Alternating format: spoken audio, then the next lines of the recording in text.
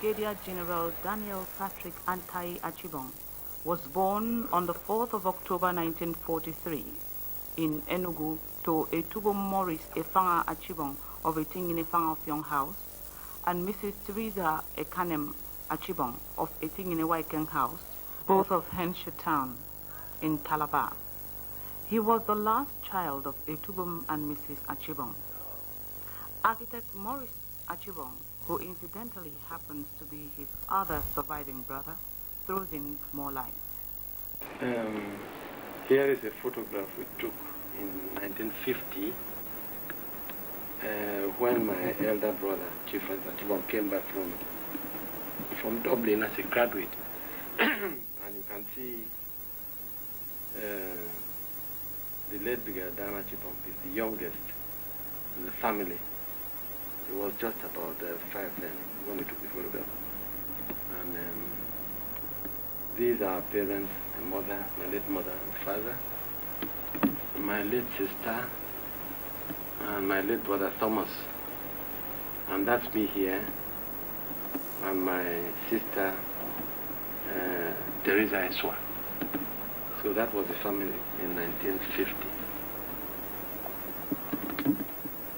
Okay, sir, could you just tell us what your brother meant to you, or what's so special about your brother? Well, right from youth, he was a very, very gentle person, very, very gentle, amiable character. In fact, we never dreamt he would become a soldier. He was a very, very calm gentleman, amiable character. But I remember he used to like to march. You know, when he watched students and other people marching, he would come and do some marching, practice athletics when he was very, very young. So he grew up like that, and he went into the famous St. Patrick College, Calabar. He had a very, very good pass, grade 1 in the school certificate exam. He had a short stay in the P&T training school in Lagos. So when the advert came out for the first course in NDA, Nigerian Defense Academy, not Zaria, Kaduna, he took the exam and passed and went in. And he was a very, very good student. He was in the set with Lieutenant General Oladipodia. They were in the same set. They were the first set of NDA. But I think somewhere in 1960, the trouble in the north started, which eventually led to the Biafran War. And there was this attack on Easterners in the northern states, and they were advised. The students from the eastern part of Nigeria were asked to come out just 3 months to graduation. So he was forced to come back to Calabar, to the east. And he remained there until the Biafran War started. So what I remember is that I was studying architecture in Italy then. And there was that period you didn't know whether to go forward or to come back. He had his papers in school set and higher school, and was quite qualified to do any course in the university. And I wrote to him and suggested that he should forget about the army thing and then go and do a course in the university, especially when the war was looming in the atmosphere. And I remember he wrote to me and said, army or nothing, soldier or nothing. Very, very, he was even offended that I even suggested. So you could see that he had that vocation to become an army person.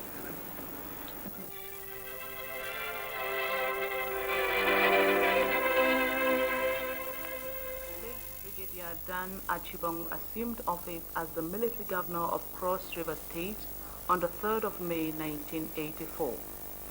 And in the words of Eval Sunday Nkano, at a time when the services of a dynamic young man such as he was very much needed, he did not let the people down. The project he embarked upon was such that touched the lives of the people, which in turn endeared him to the people of Cross River State and beyond.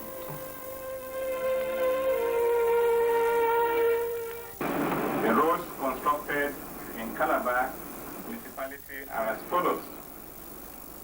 Atamono, Mount Zion, and Goldie Axis, 5 kilometers, now nearing completion.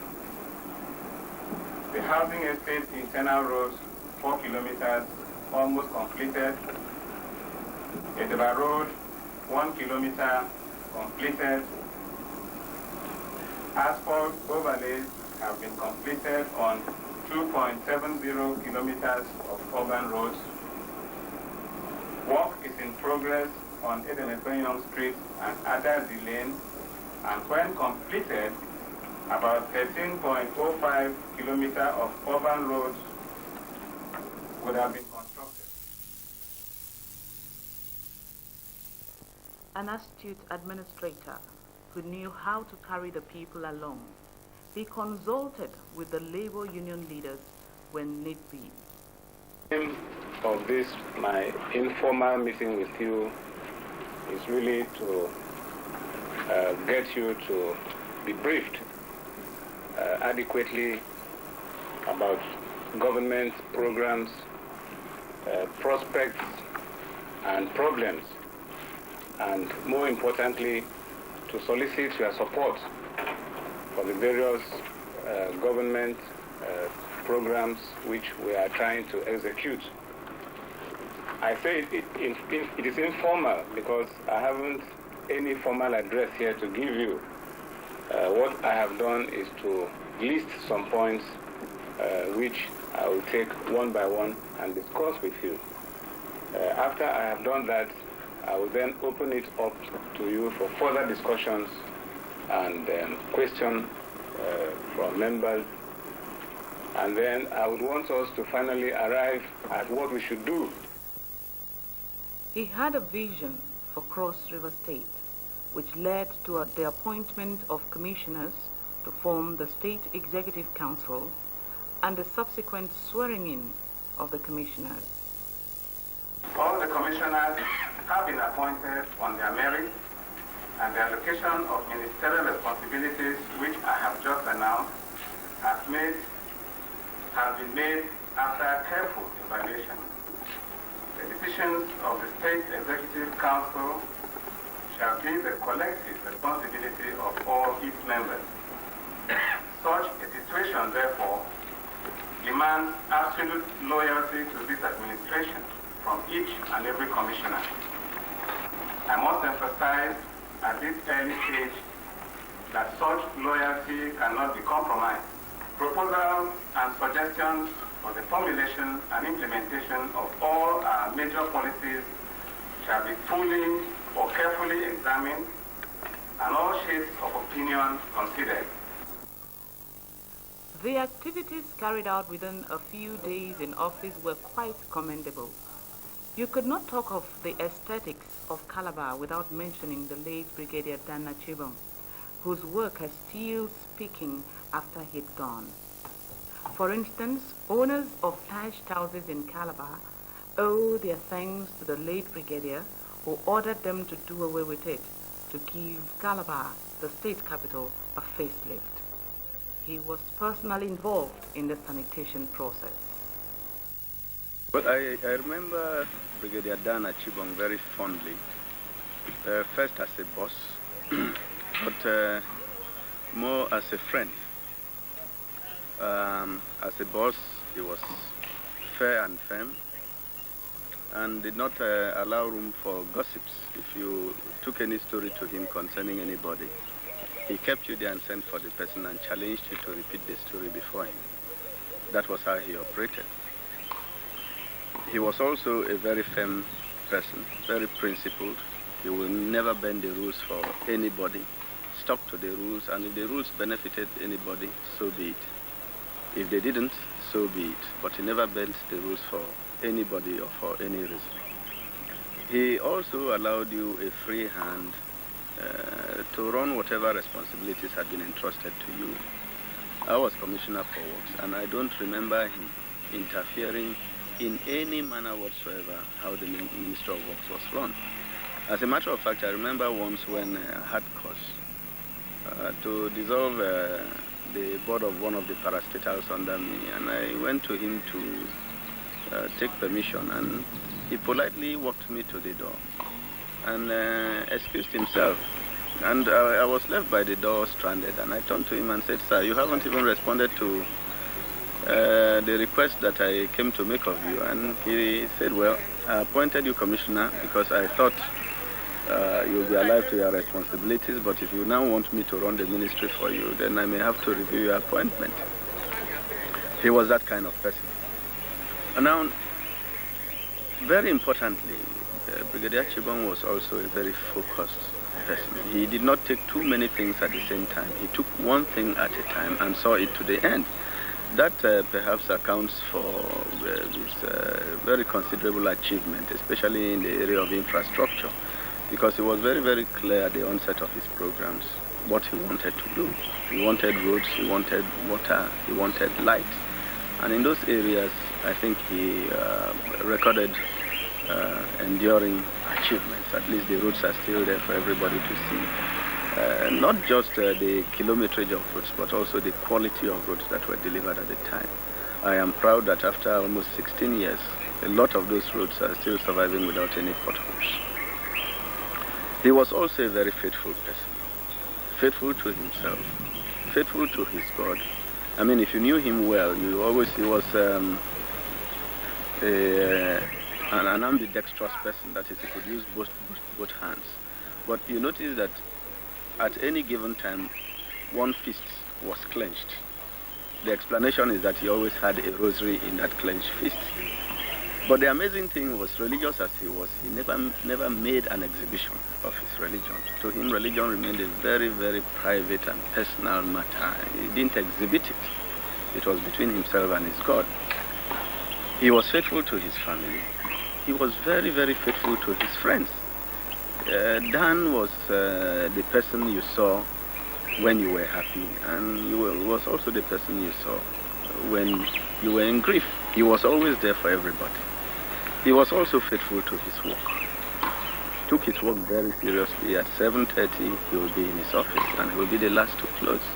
He inspected projects on a number of occasions. He met me at construction sites at 1 a.m. He just drove himself, and even had the good sense of coming with a cold bottle of beer for me.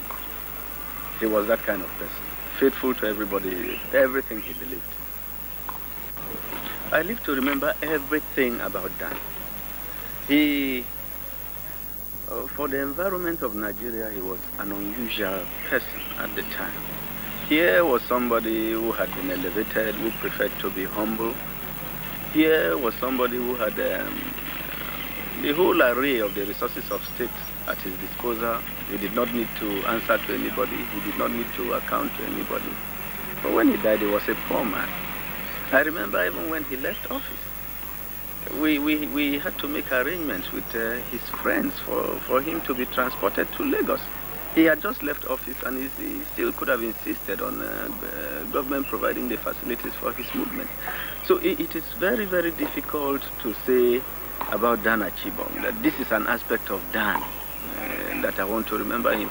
You just must remember Dan as a person, as a package, all of him. And I think that the greatest legacy of Dan is the legacy of probity, responsibility, and accountability in public office. So, 10 years after his death, what can you say about that? Like I said before, I remember him every minute of my life. In fact, if you come to my office, his picture sits conspicuously on my desk. This is 10 years after. I remember him as somebody who gave me the compass to navigate through life. He taught us that you could be up there and still be an ordinary person. He taught us that when you were entrusted with public responsibility, it was a trust. It was not a personal gift. It wasn't a personal favor. It was a trust that you held for the rest of society. And I think that those are the lessons that we as a nation, we as a people are still grappling to come to terms with. But Dan lived it many years ago.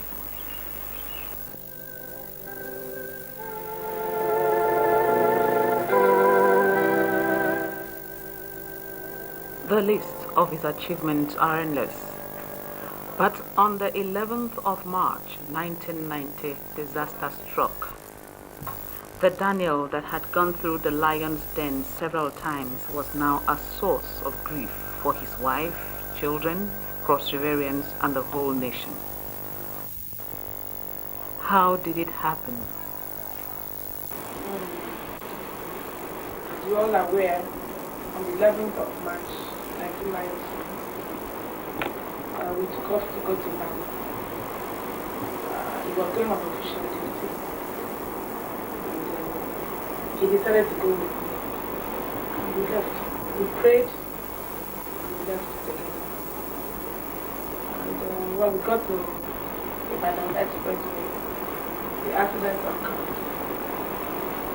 And when it happened, like every other accident, people came around trying to rescue us and all that.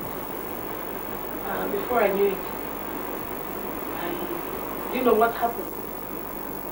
And I saw myself in the hospital at UCH. But I woke up at about 8 p.m. And I looked around. I found myself in the hospital. So I saw the then governor of Oyo State, who came around. I inquired from him the whereabouts of my husband. He said my husband had been taken to Lagos. And I said, then what am I doing here? I now realized that there was an accident. So he said the then CGF directed that he should be brought to Lagos. And I said, why am I here? He said, madam, we want you to be okay. I said, well, take me to him. Anyway, I tried to raise an alarm to scream. They now calmed me down and asked me to go down. So they gave me a shot. The next thing I saw was I didn't know myself again. I slept off. The following day, I saw myself in the ward. Some nurses came and they were trying to interview me, or talk to me, trying to make me recall what happened. They were asking questions about my children, the type of food I like, and all that. I was replying and I was coming up. In fact, the question came to me as if somebody is asking me from a distance, very far away. So I kept answering the question. And the next thing they said, you need to take me to the government house in Oyo State. I had no clue to where, so the governor sent his wife sent a book for me to where. Took me there. And when I got there, to the room they took me to, I looked around, there was no television, no telephone, no magazine, no newspapers, nothing. So I inquired from them, why am I here? Please, I want you to take me to Lagos to meet my husband. They said, no, madam, don't worry, I want you to be okay. And the next thing was they sent a Bible for me to read and directed a lady to stay with me. So maybe in the day, midday, I saw the driver, the outrider, and the orderly. The orderly had a cut on his head. I said, I was calling the rosary. We had just finished praying the rosary before this thing happened. So I now gave him the rosary. I said, please, the sort of guy is in Lagos. I don't know what I'm doing here. Since we're going back today, take it when he goes together, tell him that I sent it, that I'm okay. So the man refused to take it, but I persuaded him reluctantly. He took it from me and took it to Lagos. I tried to inquire from the governor, please let me go back to Lagos. He said, Madam, you are not well. He said, let me go back. I have not spoken with my children. And, please. He said, Madam, don't worry. And anytime I want to, make trouble or something, the doctor will come around, take my BP, and then give me injection. I was there from that Monday till about Wednesday. Then on Tuesday, some military officers came, 2 of them came. When I saw them, I was so excited. I inquired from them, where is Dan? They said, Dan has asked us to come and see you. So, based on that, my mind did not even go that my husband had passed on. So, when he said Dan asked me to meet, I said, okay, is he okay? He said, yes. Okay, Flo, I'm happy that you're okay. We came to see you. You're going back. We're going to tell Dan that you are okay.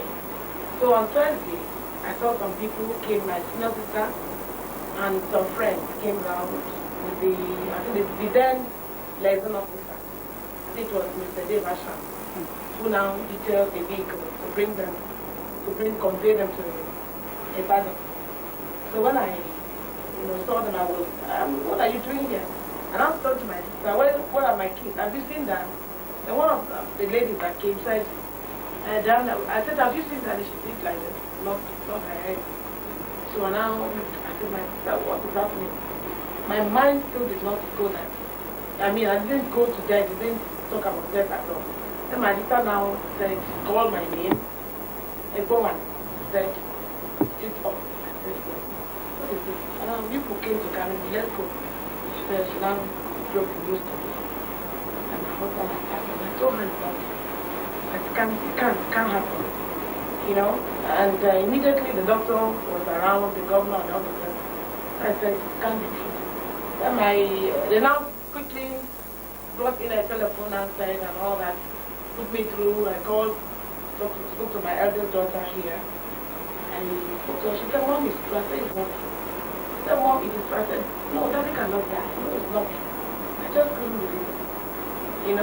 And that was the beginning of me wandering alone in the wilderness. So I looked to heavens was too far. Looked down, it was too far. I just sat down. I didn't know what to do. Where am I going to start from? Here am I that he was a very good person. I never knew how to do everything. I've never walked through my life. All I knew was to stay at home, look after my kids, and look after him. I could say I was very naive at the time, not knowing, even when I was the first lady of this, I was so naive, not knowing anything. I wasn't exposed. A girl that just got married, and all I knew was my home and my husband, and his job in the barracks, that's what I knew. And now I said, what am I going to do? How am I going to start? And you see, God is so faithful. Because the Bible says that God is a husband of me and father to father. And I also believe that any woman, any widow, in fact, I'm using them to send a message to all the women that should look up to Christ. Because he is the author and finisher of our faith. If you look up to him, he will not let you down. Christ has been my pillar. He has been the source of my joy. He has been the father of my children. He has been my husband. He has been the source of my sustenance. God has been so faithful. Because if you look up to man will fail you. Because he was a loving father. He loved me dearly. And the children, he never joked with us. Secondly, he was a very honest man and God-fearing.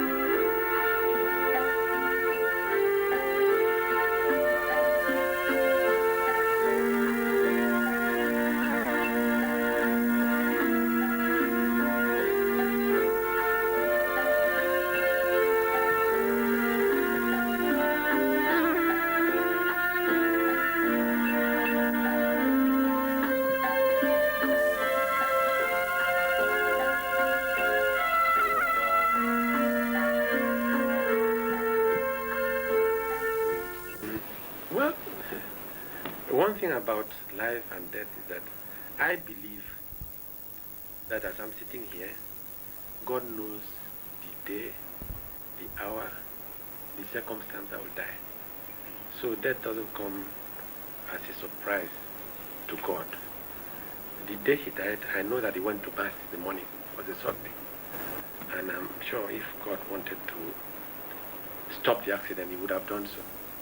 The fact that he died, and I believe that it's God's will. So it's okay.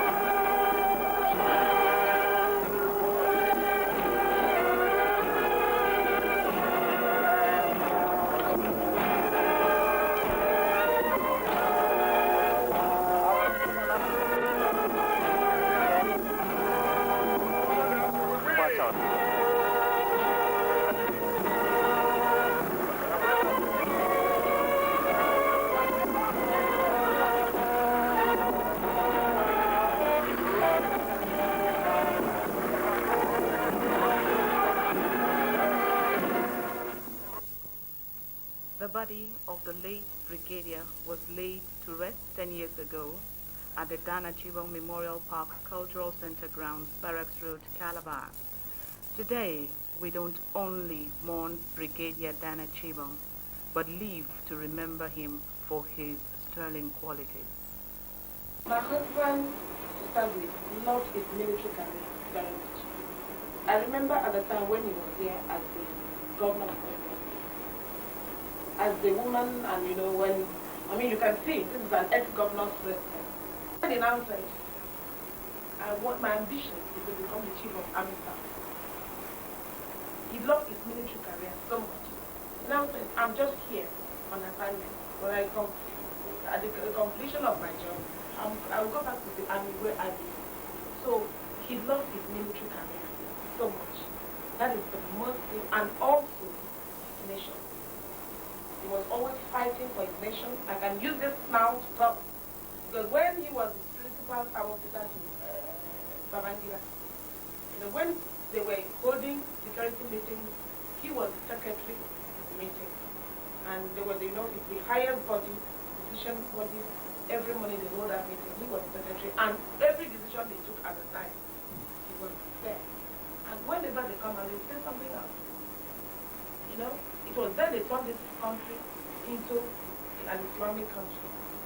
And when they come out, they will say something else.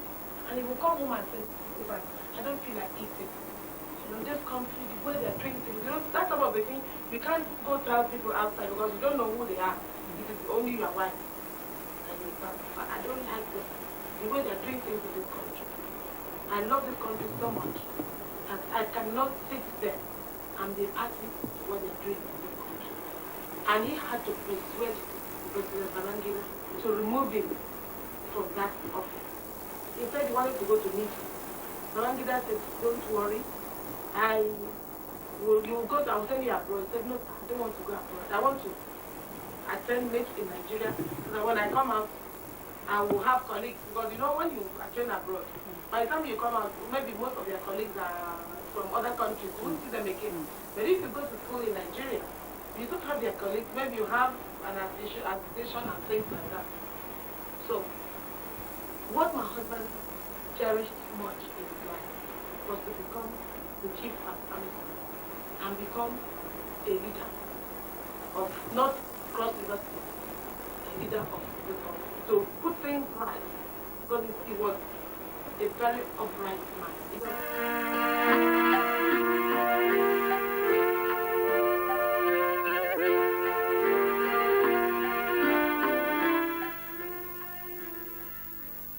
Many have come and gone with nothing in the world to remind people of them. But that was not the case in the life and times of the late Brigadier General Dan Patrick Archibong, the soldier's soldier. He has achieved immortality by his works and programs in Cross River State and the nation as a whole.